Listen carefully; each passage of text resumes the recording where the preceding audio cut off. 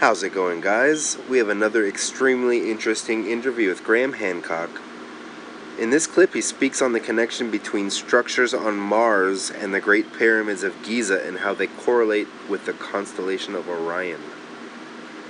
Mr. Hancock touches on the fate of the missing casing blocks and capstones that had once encapsulated the Great Pyramids. Graham also talks about how pyramids at Tiwanaku and Teotihuacan, which are in Bolivia and Mexico, connect to the pyramids of Egypt. It's very interesting stuff. Please subscribe if you haven't already, and please give this video a like. Thank you.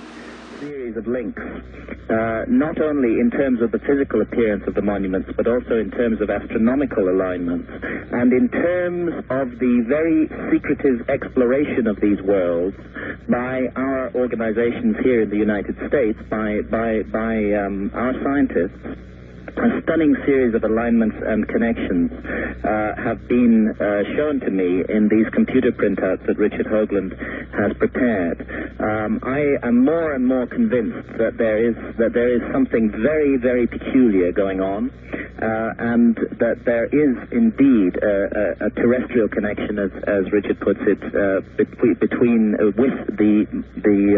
these anomalous structures on Mars. The material that I'm looking at is quite stunning, and I hope that you'll have Richard on to talk about this at some point. Of course, he wanted me to have you on, almost demanded it, and it's well that I did. And I should tell you, since I had you on last, I had Professor Stanley McDaniel on, and the professor revealed new studies which are showing that in some cases the odds of the structures on Mars being anything but, in other words, being some sort of normal formation, the odds against that are literally now millions. Yes. Millions. Well, I would agree with him. And looking at the star maps that are presently in front of me concerning the locations of those structures and concerning the landing sites for the moon missions as well, I think that we're looking at something quite extraordinary here, and I think it's very, very urgent that this work be taken further. Everything suggests to me that there is a connection between the structures on Mars and the structures at Giza in Egypt, and that this connection is deep and mysterious, and that there are people today in America, the powers that be, who have financed the space exploration and who have kept large aspects of this secret from the public, who are aware of this. West of the Rockies, you're on the air with Graham Hancock. Hi. Hello, this is Ken in Cerritos, California? Yes, sir. Oh, wonderful to get through. Hi. I'd like to compliment Graham on the wonderful way he puts his books together. It's very well read and easy to read. Thank you. I had a multiple question on the shafts in the Great Pyramid. Yes. A couple things bothered me. I was wondering why these shafts were aligned on different stars when the shafts conclude at their bases and angle off. Thereby you can't see up the shafts. And I was wondering if these shafts were continued on their normal course, would they possibly align on any chambers that we are unaware of in the Great Pyramid? And I had one more question. All right, well, hold that one. Let's tackle that one. It is interesting. Let's tackle that one first. The shafts were never intended as sighting instruments on stars. The two shafts from the upper chamber, which cut all the way through the body of the monument and exit on the outside of the monument, the southern shaft of the upper chamber, targeted the lowest of the three stars of Orion's belt in 2500 BC. But it was never intended as a sighting instrument by which that star could be seen. As a matter of fact, the shaft first goes in horizontally for about 8 feet before rising at the 45-degree angle that targets it like the barrel of a gun on that star. So what is intended here is a symbolic connection with the star, not any kind of sighting instrument. And secondly, in terms of hidden chambers, the most inviting shafts are the northern and southern shafts of the lower chamber, which Egyptologists on no good basis like to call the Queen's Chamber. Right. The northern and southern shafts of that chamber, neither of them exit on the outside of the monument. The northern shaft was partially officially explored in 1993 until the robot came to a curve in the shaft around which it could not be negotiated. Doesn't mean it can't be explored, but it requires further work on modifying the robot to take it round the corner. Might there be a possibility that these shafts might be pointing to something downward rather than just upward? Yeah, I think you're raising a very good point. My impression of all of these features of the Great Pyramid is that they were deliberately designed to stimulate inquiry and to raise questions of exactly the kind that you're asking. And the unfortunate fact is that it's only really in the last 4 or 5 years that people have started to look seriously into these implications. And I want to pay credit here to the vitally important work of my co-author, Robert Boval, who is the discoverer of the Orion correlation, of the correlation between the 3 belt stars of the constellation of Orion and the 3 Great Pyramids. And it is also Robert who calculated the alignment of the southern shaft of the lower chamber with the star Sirius, which was considered to be the celestial counterpart of the goddess Isis. Now, it's this southern shaft that terminates, as I mentioned about half an hour ago, in a mysterious door complete with 2 metal handles at a depth of 200 feet inside the 6 million ton body of the monument, and every indication of a chamber lying beyond that door. It may well be that there are many, many chambers within this monument, not just 1 or 2, but dozens, possibly even hundreds. There's plenty of room for them, and you could well be right in suggesting that the angles and pointings of the shaft suggest places to look. Graham, what does one experience when one stands within the pyramid? Well, for me, it's above all else a profound sense of mystery and of the sacred and of an invitation. And the invitation says, know me, work me out, work out what I am. Don't just stand there awed, but figure me out. This is what the pyramid says more than anything else. It invites me to use my mind and to try and work out what it is. And this is why I feel Egyptologists have done us such a horrible disfavor over the last 150 years by telling us that they have all the answers and that we need not think about this monument. It was meant to make us think, and through thinking, through stimulating the intellect, it was meant to heighten the immaterial, the spiritual part of ourselves. All right. First-time caller line. You're on the air with Graham Hancock. Hi. Hello, Art Bell. Hello. Where are you? I am in Topanga, California. All right. I've had a very strange experience with fingerprints of the gods. Hello, Graham Hancock. Hi. Hello. Nice to hear you. Thanks. My cousin attempted to get fingerprints of the gods for me at Christmas time. She lives in Louisiana. She went into the bookstore and ordered it. She waited 4 months. At the end of the 4 months, the manager looked her in the eye and said, "This book is banned in the United States. You have to go to Canada to get it." Good God. Yes.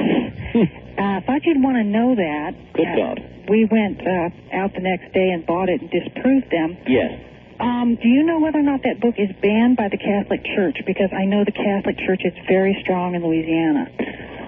I'm not aware of any formal ban on the book anywhere. The way that the knowledge filter works in our society is to generally discourage people in one way or another, sometimes by making books difficult to get from reading things. But she may have run into a personal ban. You may have run into a personal ban. It was actually a personal bookstore ban. She has since it's quite possible. Yeah, there's a new bookstore in town, and she can now get your books. You'll be pleased to know. Good. I'm glad. But I thought you'd want to know there's book police out there. Yeah, well, there definitely are book police out there. There's no doubt about it. All right, ma'am. Thank you, and I'm glad it's not a fully. But I mean, I've got copies here myself. Yeah.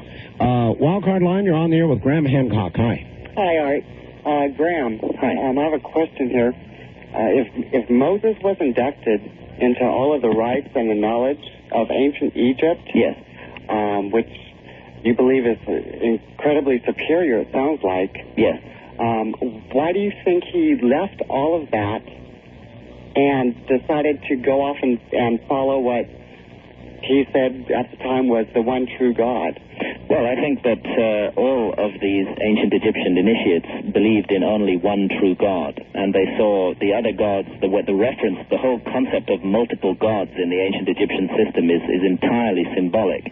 And if you get down to the basis of the ancient Egyptian scriptures, you'll find that there is a belief in one and one only self-created deity, Atum, the god, the Genesis figure who creates himself out of nothingness, out of the primordial ocean, and who then creates all life, and all the other gods are simply manifestations of him. So there's no conflict within Egyptian religion with the notion of one God. Secondly, I think that Moses had a specific mission which has actually been incredibly successful, which was to spread into another culture the germ of the ancient Egyptian idea, to carry that off and lead to its dissemination around the world.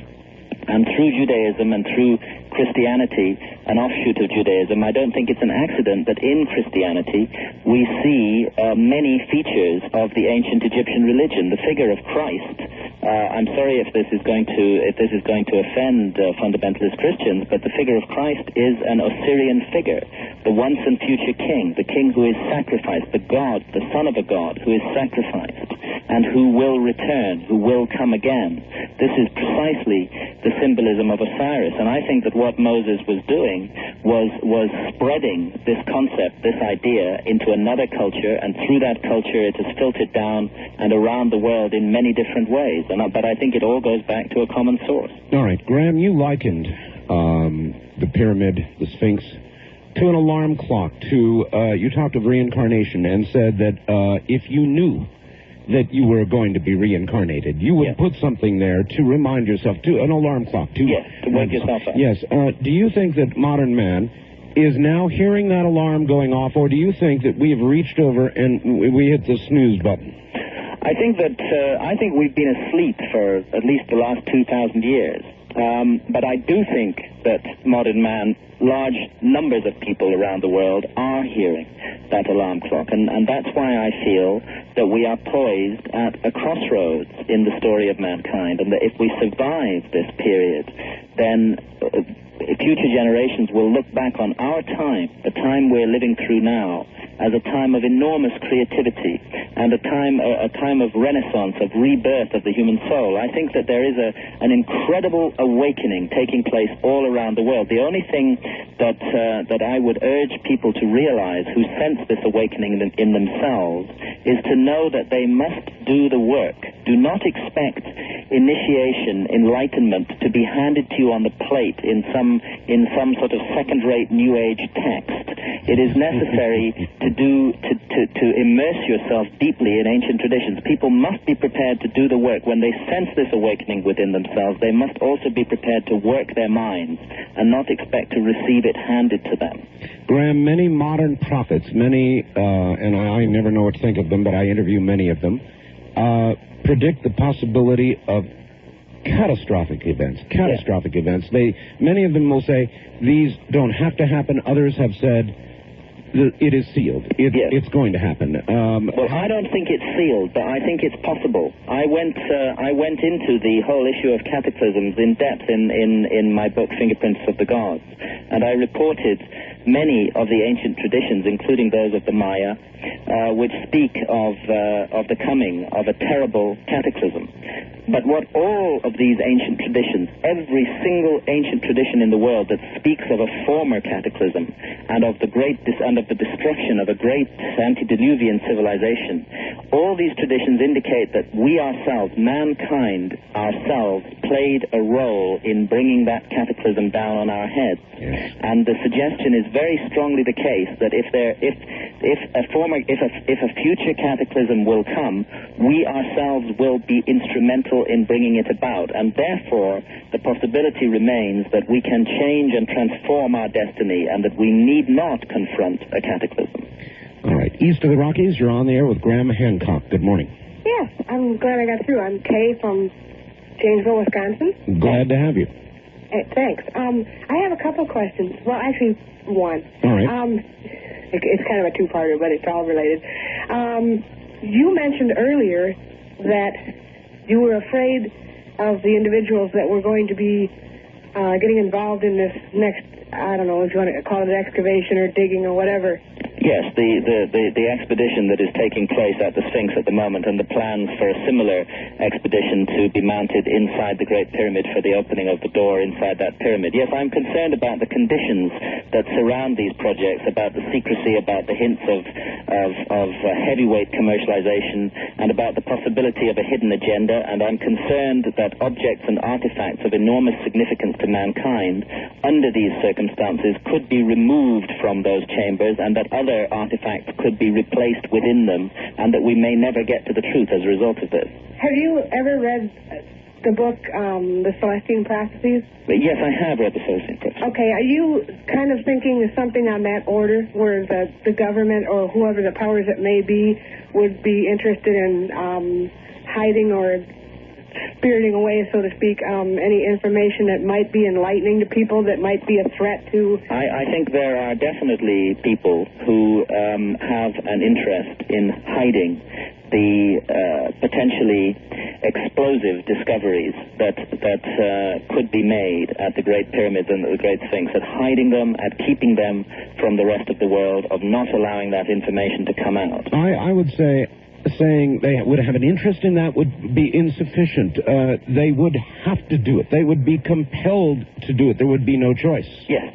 Yeah. It would bring everything around their heads down. Yes, absolutely. There's a huge vested interest in the current system, and discoveries of this nature would change everything. And indeed, there are many who would wish such discoveries never to be made. And that's why I'm concerned, I repeat, about the secretiveness surrounding the project, because it makes it possible for discoveries to be made, and for those important discoveries to be hidden away again and never made public, and for more sanitized and politically correct objects to be placed in the chambers instead.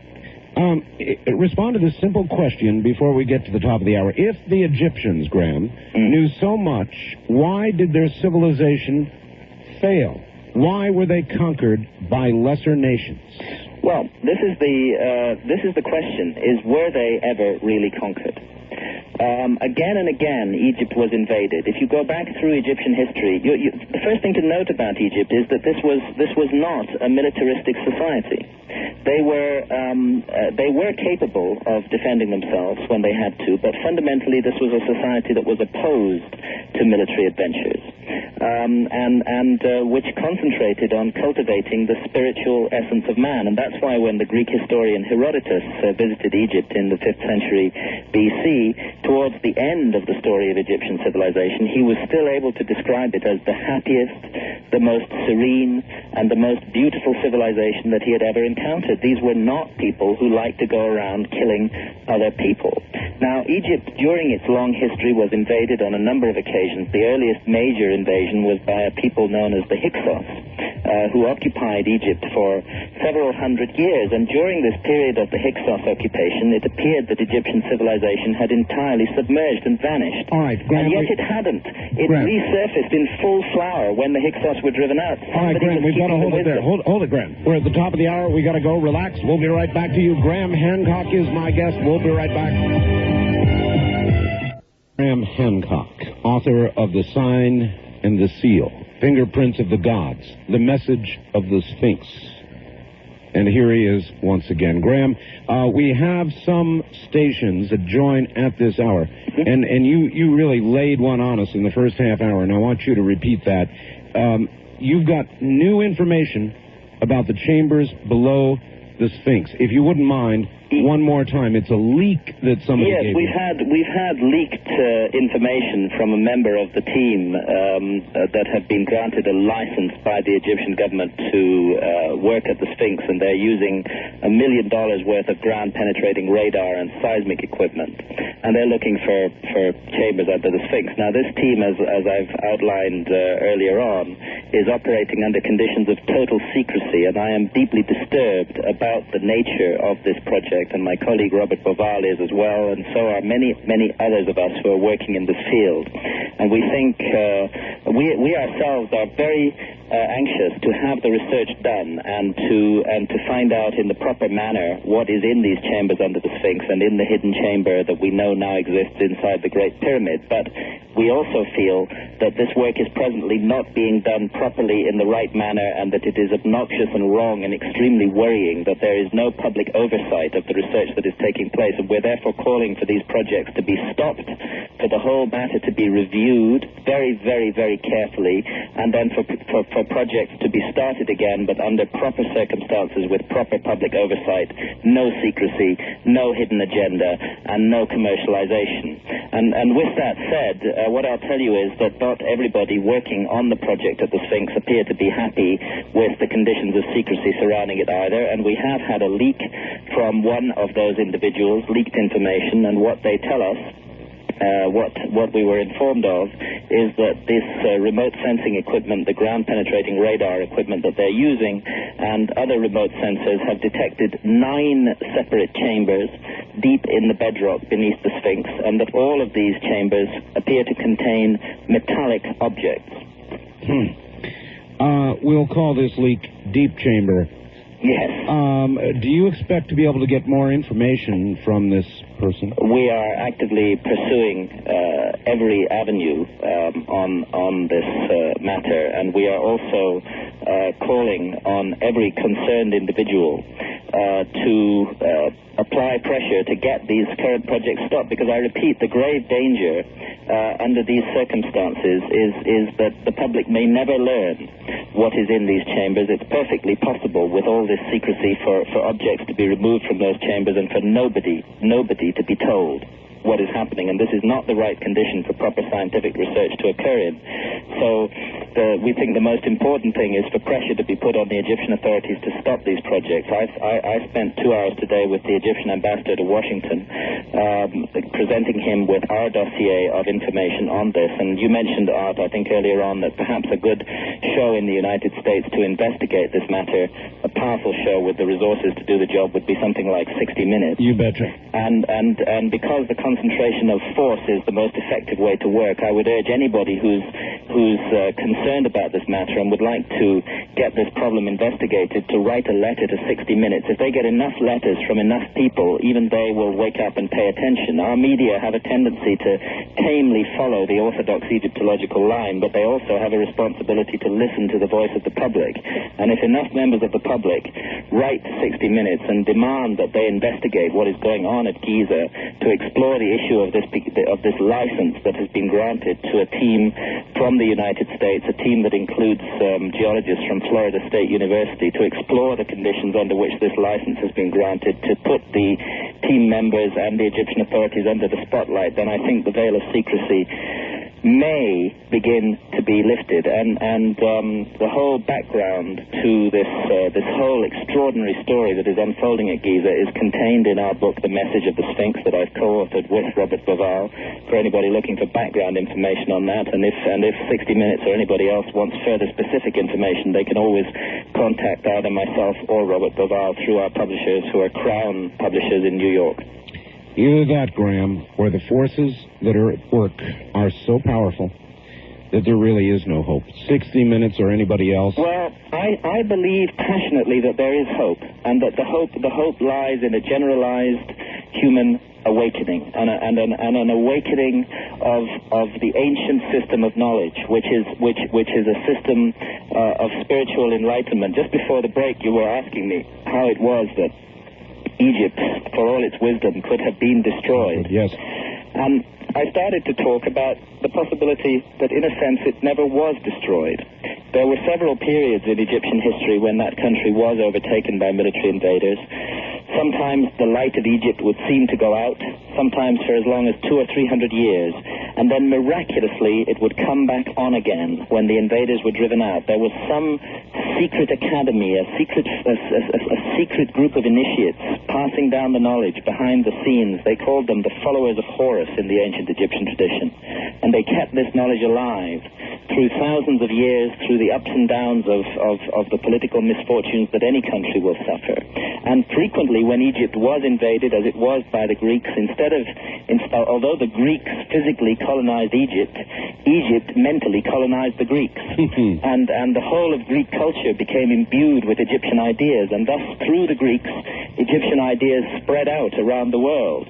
And again, in a later time, although the Romans physically crushed and destroyed Egypt, nevertheless, the light of Egypt did not go out, and we're convinced that the secret wisdom, the transformatory wisdom of Egypt passed on down through the ages in such wonderful concepts that are expressed in, for example, the Hermetic texts, which, and many people may not be aware that we owe the whole Renaissance in the 15th and 16th century to the rediscovery of these Hermetic texts, which are deeply imbued with Egyptian wisdom. So I think that the light of Egyptian wisdom is still alive in the world. It's still touching people today. People are waking up to this extraordinary system of ideas all around the world, and if enough of us get together and focus our minds and concentrate on the good in us and on what is good and what is positive and what is worthwhile in mankind, then the dark forces in society will not prevail. And it may be that time again. Wildcard line, you're on the air with Graham Hancock. Hi. Hi, Graham. Hi. And Art, and thank you so much for the show. Sure, where are you? I'm in St. Charles. St. Charles. Yeah, Right. Missouri. I'm listening to you, Graham. I'm thinking of what Egypt was. We're told Egypt was like. I'm seeing slavery. I'm seeing Please, Pharaoh. banish those images from your mind. And I'm also seeing our dollar with the pyramid. I don't know if it still has a pyramid. It does still have a pyramid on it. Slavery. I'm still seeing, even in our Don't see those things. There is no evidence of slavery in Egypt. There were one or two aberrant pharaohs who may have been involved in a small-scale manner in slavery, but the notion that Egypt was a society that enslaved others is totally false. There is absolutely no evidence whatsoever of slavery in Old Kingdom Egypt. Too many movies. It's too many movies. You're looking at this is the nonsensical propaganda of Hollywood. We keep seeing these images of the pyramids being built by slaves. Anybody who has studied the pyramids closely will tell you it's impossible. This was not done by slaves. One more question? Yes. I don't have the name right, but it was around the 1st century. Apollonius. It's like Apollo. Apollonius of Rhodes. Very wise. Perhaps the Christ figure changed after Constantine got his hands on it. Yes. You've heard of this person? Well, I know that Constantine and the jackbooted involvement of the Roman Empire in Christianity was the worst thing that ever happened to this otherwise beautiful religion. And there was this one man that people remembered, but not Christ. They didn't remember Christ, but they really did remember, and he really is in history. Apollonius. I don't know if I'm saying that does not ring a bell with me. All right. But I really would like to strongly stress to you that if you immerse yourself, as I have done, in the ancient Egyptian texts themselves, and they're all available in translation today. We can read all of the Egyptian books of the dead, the pyramid texts, these wonderful, the book of what is in the Duat. If you study their scriptures and ideas and look closely at their monuments, you will realize that this was a society that was filled through and through with beauty and truth, and a deep and abiding understanding of the mystery of existence. East of the Rockies, you're on the air with Graham Hancock. Good morning. Yes. Hi. Hello, where are you? Indiana. Okay, go ahead. Did you ever see inside any of the pyramids the carvings of a pharaoh inside of a spaceship, working the controls of a spaceship? There are no carvings or inscriptions in any of the 3 great pyramids of Egypt. The only place where I have seen carvings which look a bit like somebody operating some kind of technological device, may or may not be a spaceship, could be a telescope, could be any kind of device, but it certainly doesn't fit with the historical picture, is in Central America. Notably in Mexico and in the Olmec area of Mexico and in the Maya, some of the Maya monuments such as Palenque, and in the Olmec area along from La Venta through Villahermosa in Mexico. You can find artifacts, carvings, very old, from the oldest strata that do appear to be people manipulating some kind of technical device. All right, well, let me follow up. Mr. Hancock has set my mind on fire with his latest assertion of the pyramids being some sort of spiritual alarm clock. Please ask him about the Mayans and their pyramids. Could they be of the same design? Ever since I've been a child, I was fascinated by pyramids, but when I learned about the Mayan culture and civilization, became obsessed, reading everything I could, trying to understand about them, so it captures my imagination. Could these be of the same genre? Yes, I think they are of the same genre. I go into this issue in depth in my previous book, Fingerprints of the Gods, which is available in paperback recently, by the way. I go in the message of the Sphinx. We concentrate entirely on the mystery of Egypt and of the Great Sphinx and the pyramids and the spiritual implications of these monuments. But in Fingerprints of the Gods, I did comparisons around the world between many ancient civilizations, and I looked very closely at the comparisons between the pyramids of Egypt and the pyramids of Mexico. And yes, there is undoubtedly a link and a connection between these monuments. And the connection, in my view, is not a direct influence of Egypt on Mexico or of Mexico on Egypt, but it's an inherited common influence, a remote and ancient influence that touched both of those places. And for me, it's particularly significant that the three most mysterious pyramids in Mexico, which are the pyramids of Teotihuacan, the pyramid of the moon, the pyramid of the sun, and the smaller pyramid of Quetzalcoatl, which run alongside the so-called Way of the Dead in the city of Teotihuacan, just north of Mexico City. Teotihuacan is a very mysterious place.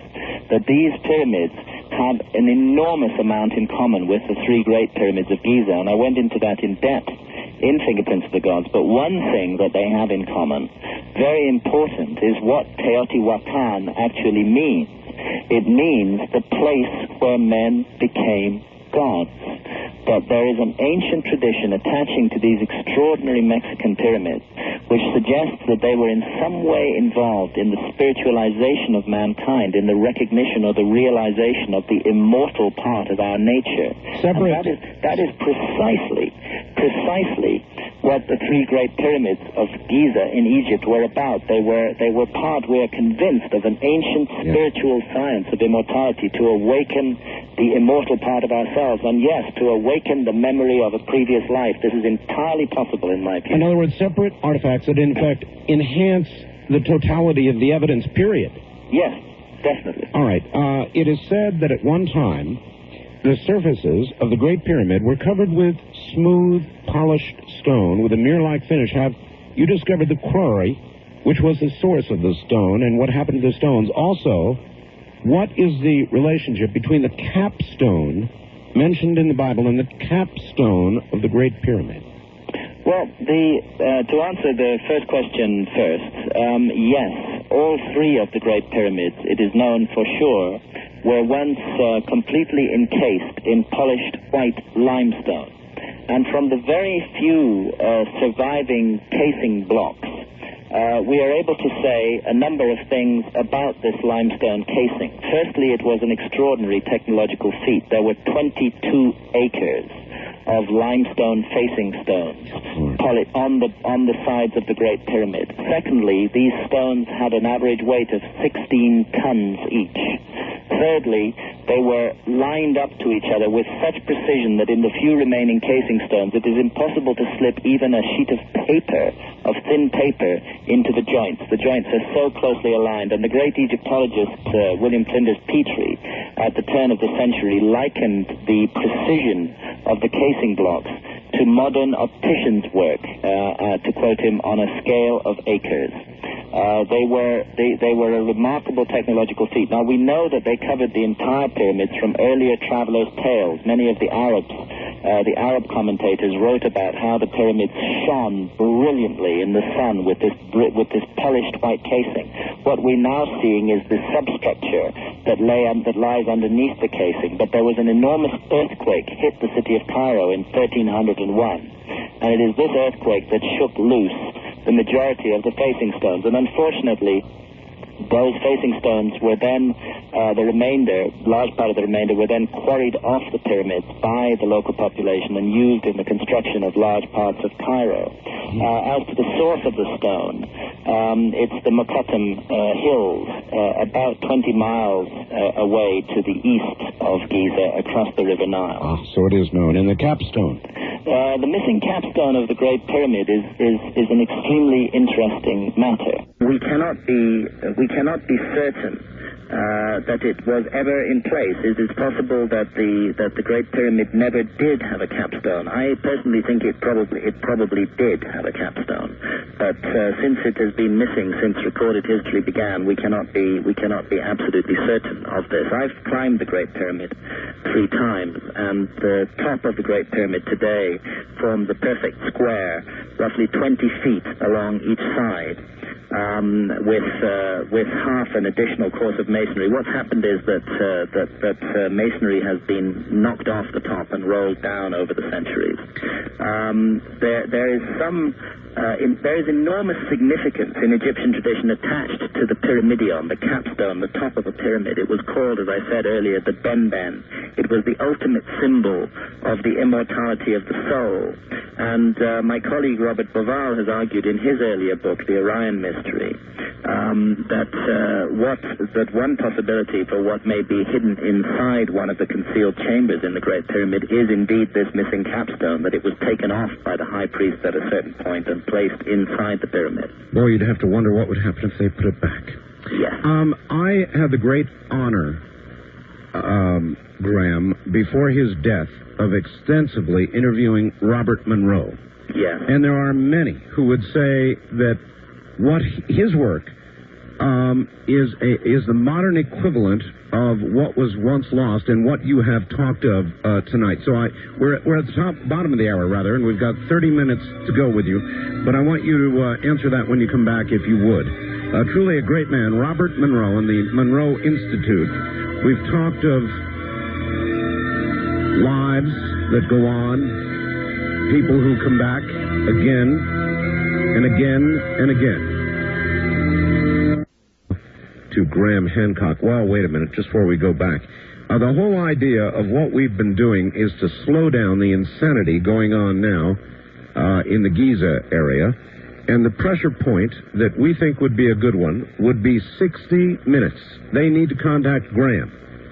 Now, the address for 60 minutes is 555, that's 555 West 57th Street, New York, New York, 10019. Again, 555 West 57th Street, New York, New York, 10019. The fax number for 60 minutes is area code 212-975-0322. Again, area code 212-975-0322. Back now to Graham Hancock. Graham, there you go. That's a point of pressure. That's great. Yeah, and if you know, if people put pressure on 60 Minutes, write to them and urge them to investigate what is happening at Giza concerning this license that has been granted under bizarre conditions for the excavations of the Sphinx. And if 60 Minutes want further information, definitely the best way is for them to get in touch with me through my publishers, who are Crown Publishers of New York, and we'll take it from there. All right, good enough. East of the Rockies, you're on the air with Graham Hancock. Good morning. Good morning, Mr. Bell, Mr. Hancock. Where are you, dear lady? Fayetteville, Tennessee. All right. A few years ago, they had an exhibit of Ramses II that came to Jacksonville, Florida, and I was living there. Mm-hmm. And when I heard that it was coming there, I felt so strange. I felt like I had known this man or whatever he was before, never heard of him before or since. And after the exhibit left town, I quit feeling that way. I don't know. I just had this strange feeling like I had lived in that time. Maybe you had. So many of us today are getting this sense of an awakening, and it is powerfully connected to ancient Egypt. And all the pharaohs of Egypt, and Ramesses II was no exception, were high initiates in an extraordinary wisdom tradition. And that wisdom tradition, above all else, sought the immortality of the soul and emphasized rebirth and reincarnation. So, Graham, maybe it's not some sort of new age craziness like the hula hoop racing across the globe, but some sort of mass memory. Mass awakening. It's an awakening. I really would caution people against, however, is imagining that any of this is easy. And one of the problems I have with the so-called New Age stuff is that it tends to suggest that there is a quick and easy route to enlightenment. There isn't. We all have to do the work. Life is an initiatory journey, and we cannot expect to achieve that initiation just easily at the snap of a finger, but by reading some lightweight text. It's a matter. Everybody in their personal lives has to expect to work. Don't expect it to come easily. And it's a matter of how we relate to the world, how we relate to people around us, what we do with our minds, and with this precious opportunity that we've been given on this planet to learn and to grow. First-time caller line. You're on the air with Graham Hancock. Hello. Hello, Art. Hello, Graham. Hi. Back in the early 80s, I used to watch this television. Can I give the name? Yes. Where are you, sir? San Diego. San Diego. All right. Television preacher. Back in the early 80s, I used to watch a television preacher called Dr. Eugene Scott. Oh, yes. And he used to sit on the air for hours and read from this book called, I think it was called The Secrets of the Great Pyramid. Mm-hmm. And a book which purported that the passages in the Great Pyramid were sort of like a calendar that sort of pre-recorded modern history. Could you expound on that? Well, I'm suspicious of the notion which has been expressed in some rather badly researched, in my view, that specific modern events, such as, for example, the Great Depression and other events in the 20th century, have in some way been prefigured by the angles of certain passages inside the Great Pyramid. I don't think the geniuses who created the Great Pyramid, the spiritual geniuses who created that, were particularly interested in predicting the ups and downs of the modern economy. I think that their focus was spiritual.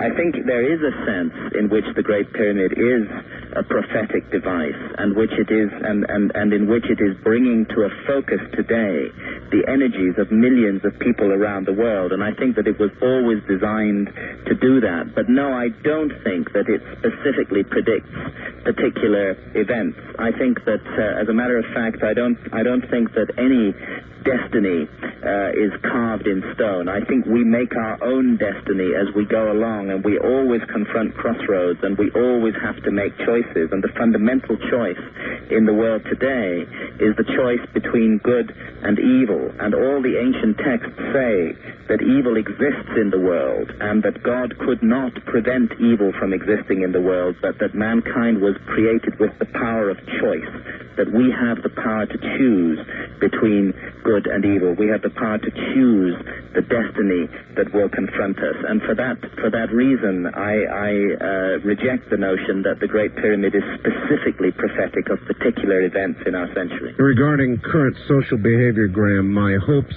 are not met by my observation of current reality.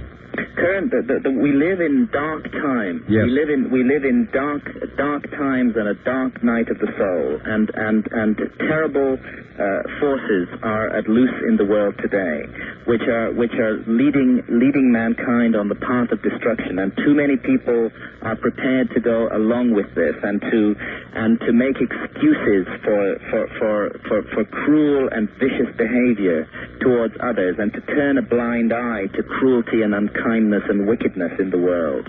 And this is a terrible mistake that we are making. One thing that the ancient Egyptian texts make absolutely clear is that in the life beyond death there is a reckoning, and that we will confront with absolute clarity and truth the consequences of our own actions, and also of what we failed to do during life. And that's why I think it's so important for everybody to wake up to the mystery of life and to realize that this life is an opportunity that we've been given to prepare and not to waste it away and not to allow the darkness that is engulfing the world to continue to spread. We can resist it. We can oppose it. And on what we do about this, we will ourselves be held accountable in the final reckoning. That I am sure of. I am too. West of the Rockies, you're on the air with Graham Hancock. Hello. Hi, Art. Thank you very, very much. My name is David. I'm in Eugene, Oregon. Yes, David. And I must say, in a world full of people who use fear to motivate, you are a true soldier because you use courage and knowledge to guide us, and I appreciate that. Thank you. And for Graham, I've been to the pyramids in Chichen Itza, and I was about 15. That was 10 years ago, and my father took me and my sister. And regardless of how they were built or what their tolerances between stones are, you have to realize that it took a great passion from a great many people to want to build these things and want to put them there for some reason. And all I can say is that you have to look forward and you have to realize that there is a reason for their knowledge. Let me see. No, you're absolutely correct. When you go to these monuments with an open mind, as you clearly did, it becomes immediately apparent that you are looking at works of transcendent skill and beauty and spiritual power. The principal pyramid at Chichen Itza, which is a stepped pyramid, and it stands in the middle of the great grassy area in the center of Chichen Itza, is called the pyramid or the temple of Kukulkan. And Kukulkan was the Mayan name for the civilizing deity Quetzalcoatl, who's a very similar figure to the ancient Egyptian god Osiris, a god of resurrection and rebirth. And that pyramid of Quetzalcoatl at Chichen Itza is so perfectly situated in relation to the rising of the sun, so perfectly designed in its positioning on the earth, that on the spring equinox, an amazing effect is observed on the northern staircase. For 3 hours and 22 minutes exactly, an illusion of light and shadow creates the figure of a gigantic feathered serpent, and that was the emblem of Quetzalcoatl, undulating up and down that staircase. Now, to position the monument so precisely in relation to the rising of the sun on that particular day requires an amazing geodetic and astronomical knowledge, and yet this is just totally overlooked by our Orthodox scholars. I have this horrible feeling, Graham, that when we, and if we ever do learn the secrets held within the Sphinx, within the pyramids, we're going to discover that we've been doing it all the wrong way. I'm sure you're right, Art. I really completely agree with you on this. I think we've been doing it all the wrong way for 2,000 years. I think that we've gone down a sidetrack in the evolution of our consciousness. We've been held back. We've been delayed. We've been prevented by dark forces from moving along, and those dark forces are within ourselves.